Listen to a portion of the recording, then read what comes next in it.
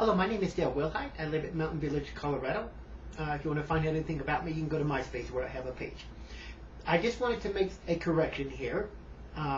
This concerns two videos I made about people joining the Air Force. I stated in those videos, in which I gave tips about people who want to join the Air Force since I once served, my dad served, that basic training, or boot camp, we called it basic training when I was in 1979, goes for about 6 weeks. Well, I didn't realize that since then it has been extended to almost 8 weeks, and in some cases 8.5 weeks.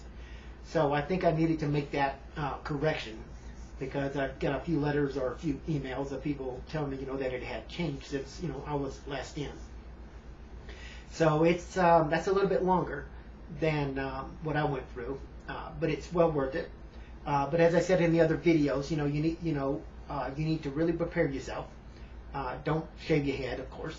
Just let your hair grow naturally long. It'll take them only a few seconds to cut it. It took them 13 seconds to cut mine, and my hair was way down to here. Learn everything you can through the internet about Air Force basic training. Be well prepared. Learn to salute. If you are still in high school and you can take ROTC, take it, even if it's like Naval ROTC. Because when I went in the Air Force, I knew how to march. I knew how to salute. I knew the Air Force ranks, but that was because my dad was in. And that's a good thing to know. I dated a girl that knew how to make hospital beds, because she was a nurse. And she taught me how, and so I pretty much got through okay. You'll go to San Antonio, Texas at Lackland Air Force Base. And a little extra tip I'll give you, a little trick that these MTIs, that they're called, which stands for Military Training Instructor. There's a little trick they'll play on you about honor flight. You'll compete against another flight of men, if you're a lady, you'll compete against another flight of ladies. And they tell you that if you win the contest, as you want to call it, you're the best flight, that they'll go easy on you. Don't buy that. No, they won't. They will go hard on you. Because if you're an honor flight, then you should act like an honor flight, and you should be tops. So that's just a little lie they tell you. Of course, they'll tell you a lot of lies. The other thing I've said in the other videos is don't volunteer for anything, and the last thing you want to be is a food runner. You do not want to be a food runner. If they still have food runners, you do not volunteer for a food runner. That's the last thing you want to be. And when you're in basic training, be invisible.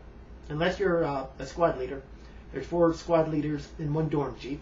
As far as I know, that's still the same thing. Unless you have some prior experience, don't volunteer for it. And don't volunteer for the food runner. The food runner is the worst job you can get. It's a very nerve-wracking job. And because you have to run in 3 times a day, stand at attention, and ask for permission to bring, to allow for your flight to enter in to eat breakfast, lunch, or dinner. And some of those MTIs that you have to go and stand at attention before will scream and yell at you and just literally terrorize you. Our first food runner, they sent him home after 3 days. He was an absolute nervous wreck. He's about to collapse. So that's not something you want to do. Unless you're, Conan the Barbarian. The other thing, is to know the ranks, know how to shine your shoes. Learn how to really make them shine when you join the Air Force. Now, keep this in mind that when I went to tech school at Keesler Air Force Base in Biloxi, Mississippi, we bought Air Force shoes that you didn't have to shine. The only problem with that is that you get a little scratch on them, you can't get that scratch off. So be aware of that. We thought by buying these shoes at the BX that didn't require any shining, and we just wear them on and on, you just wipe them off, kind of like that. That would be it. But what happens is when you get a scratch on them, that scratch stays there, and a lot of times it'll show up. So be aware of that. So before going to basic training, make sure you can really shine your shoes. And let me give you a little tip. Cotton and water in the lid of the shoe polish is the key. If you don't know what I'm talking about, go on the internet and you probably can learn all that. That's what you want to do. You want to learn all these things and then try them out before you go. After about 2 weeks, they'll let you call home. After about 2 or 3 weeks, they'll let you go off base. When you go off base, make sure you go with a group of other airmen You'll be an Airman Basic. When you first arrive, you're called a Rainbow. Then you'll be an Airman Basic, and then Airman First Class, and then Senior Airman. You should make Airman First Class within a year. That's how long it took me. It was pretty quick. You're not going to make a whole lot of money though. That's part of what I wanted to state. But the basic training is a little bit longer, and since it's up to 8 weeks, it could be 3 or 4 weeks before you can call home. The first 2 weeks you're going to be in shell shock. You're just going to be completely numb. So be prepared for that, and that's just part of life, you know. But you have an advantage that I didn't have, and that a lot of military people didn't have back in the 70s and before. You have the internet, and I wish I had that, and that would have helped me out a lot. But luckily, my dad was in the military, and I learned a lot from him, and I've lived on military bases, and it's a very dull and boring life, I can assure you. But with the recession that we're in today, the military is not a bad idea. The Air Force, you can almost get a good job. Sometimes not even jobs where you don't even have to work on the weekend. I was a personnel specialist, and that's like a Monday through Friday job. So it's not that bad. Oh, keep in mind that a lot of your air policemen in the Air Force are rejects.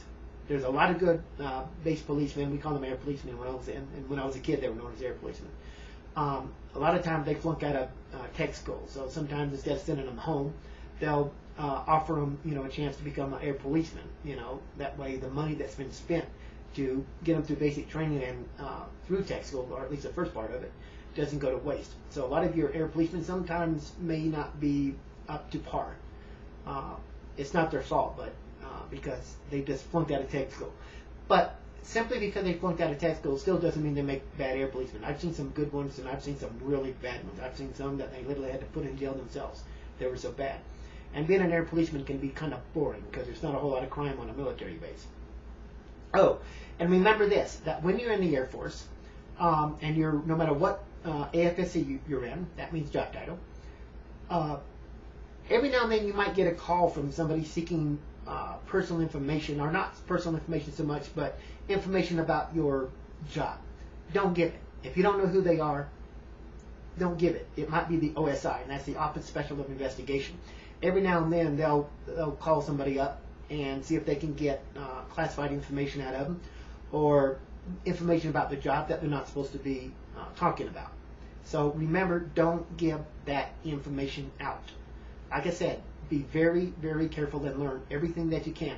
And go after something in which you can get a good job once you're out of the military, air traffic controller, something like that. Get something that will give you the training you need, the skills you need to get a good job once you get out. Oh, the last thing I'll tell you is that if you don't have any reprimands after the first year you're in the Air Force, and if they haven't changed this, and and you decide you don't want to stay in for the next finish your 3 years in, you can apply to join the reserves. If you have no reprimands and there is more than enough people in your AFSC, sometimes they'll just let you out, and so you'll just only have to serve 1 weekend out of each month, closest to the nearest base of wherever you decide to live at. So if you live in Panama City, Florida, you'd probably report to Tyndall Air Force Base, and or maybe over to Herbert Field, or maybe over to Eglin Air Force Base each month. I don't know if you'd have to serve 6 years and a reservist to get out, but that's something to keep in mind, because that's something the recruiters are not going to tell you. That's the way it was when I was in. I don't know if that has changed, but that's something you might want to look at. So after a year, if you decide you don't want to serve full time, you can take a look at that. But check and see ahead of time if that's still going on, if that's still part of the if they still have that program. And it's good for some people who, once they get in, realize that this isn't for me. And reserve is a whole lot better. It would be a whole lot better for those who don't want to serve full time.